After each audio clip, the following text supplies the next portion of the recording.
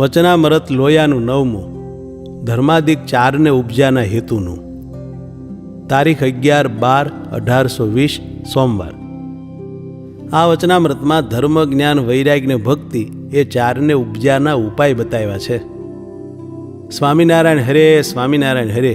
સંવત 1877ના માક્ષર સુધી 6ને દિવસ શ્રીજી મહારાજ ગામ શ્રી લોયા મધ્યે સુરા ભક્તના દરબારમાં વિરાજમાન હતા ને ધોળી છીટની ડગલી પહેરી હતી તથા ધોળો સુરવાળ પહેર્યો હતો તથા ધોળો ફેંટો મસ્તકે બાંધ્યો હતો ને પોતાના મુખારવિંદની આગળ પરમહંસ તથા દેશ દેશના હરિભક્તની સભા ભરાઈને બેઠી હતી.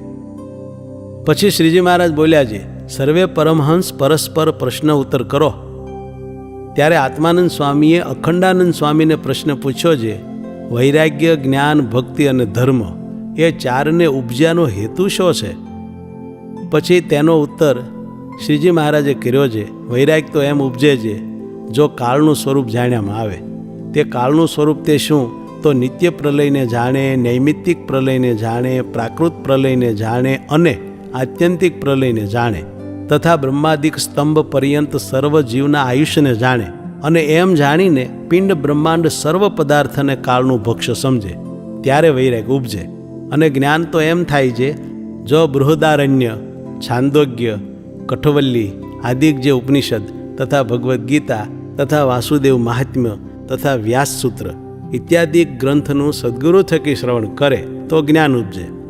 અને ધર્મ તો એમ ઉપજે જો યાજ્ઞવલ્ક્ય સ્મૃતિ, મનુસ્મૃતિ, પરાશર સ્મૃતિ, શંખલિખિત સ્મૃતિ ઇત્યાદિ સ્મૃતિનું શ્રવણ કરે તો ધર્મ ઉપજે ને તેમાં નિષ્ઠા આવે. અને ભક્તિ એમ ઉપજે જે ભગવાનની જે વિભૂતિઓ છે તેને જાણે. તે કેમ જાણે?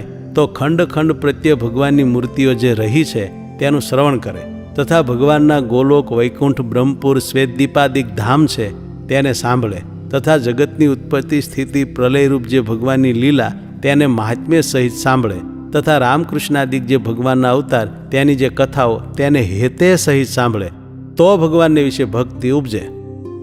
અને એ 4માં જે ધર્મ છે તે તો કાચી બુદ્ધિ હોય ને પ્રથમ જ કર્મકાંડ રૂપ જે સ્મૃતિઓ તેનું શ્રવણ કરે તો ઉપજે. અને જ્યારે ધર્મને વિશે દ્રઢતા થાય ત્યાર પછી ઉપાસનાના ગ્રંથનું શ્રવણ કરે ત્યારે એને જ્ઞાન, ભક્તિ, વૈરાગ્ય એ 3 ઉપજે. એવી રીતે એ 4 ઉપજાના હેતુ છે. ઇતિ વચનામૃતમ લોયાનું 9મું થયું.